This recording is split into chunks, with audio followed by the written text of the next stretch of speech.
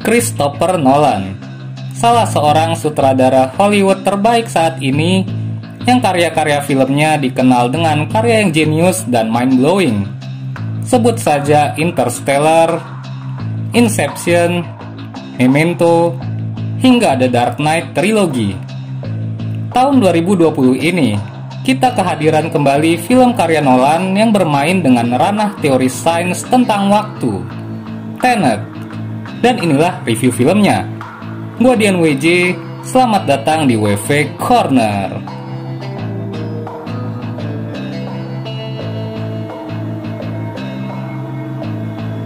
Telah rilis secara teatrikal pada akhir Agustus dan awal September kemarin di sejumlah negara. Testimoni berupa film yang sulit dipahami dan tak cukup ditonton satu kali langsung melekat kepada film yang dibintangi John David Washington dan Robert Pattinson ini. Perlu diketahui sebelumnya bahwa terdapat dua teori sains penting yang melandasi alur cerita dari Tenet ini, yakni time inversion dan juga grandfather paradox. Yang mungkin bisa saya artikan secara sederhana ialah time inversion merupakan proses melewati waktu secara terbalik di mana kita tetap terlibat dalam mengarungi proses menuju waktu yang dituju. Mungkin hal ini mirip seperti apa yang dilakukan oleh Thanos ketika menghidupkan kembali Vision dengan Time Stone di Avengers Infinity War. Sementara, grandfather paradox dapat diartikan sebagai sebuah paradoks yang tak mengubah masa lalu, namun justru membentuknya. Apa yang terjadi, terjadilah. Contoh yang saya ambil ialah dari series Dark ketika Jonas dan Claudia kembali ke masa lalu untuk mencegah kematian ayah mereka, namun justru merekalah yang menjadi penyebabnya. Kembali ke Tenet.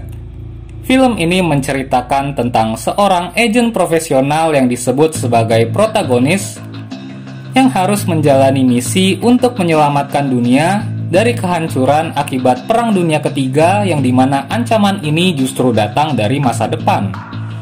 Selain kerumitan cerita yang sudah menjadi ciri khas dari karya-karya Nolan, visual yang brilian dengan mengedepankan aksi-aksi secara practical effect dengan minim CGI jelas menjadi kekuatan dari film Tenet ini.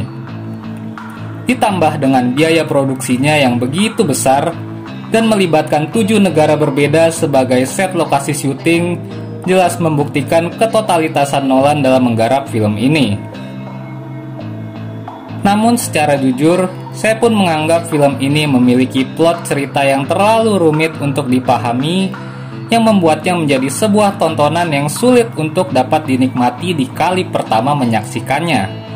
Dari sudut pandang penonton, 2 kali menonton atau bahkan lebih, plus bantuan pihak ketiga berupa penjelasan di Google ataupun YouTube untuk dapat mengerti dan menikmati jalan cerita dari film ini, mungkin dapat dijadikan solusi di tengah upaya untuk memahami ide liar nan kreatif dari Nolan yang rasanya sedikit kebablasan. Di sisi berbeda, performa para aktor dan aktris di sini seperti John David Washington, Robert Pattinson, hingga Elizabeth Debicki berhasil menghidupkan karakter yang mereka mainkan dengan epik di tengah pengembangan karakternya yang tak terlalu dalam. Bagi saya pribadi, film ini merupakan film yang sangat brilian namun membutuhkan effort lebih untuk benar-benar bisa menikmatinya. Dan saya memberikan skor 80/100 untuk Tenet. Terima kasih sudah menonton konten kami. Semoga bermanfaat dan silakan follow akun sosial media kami di @wvcorner. Gua Dian WJ, sampai jumpa di konten-konten berikutnya.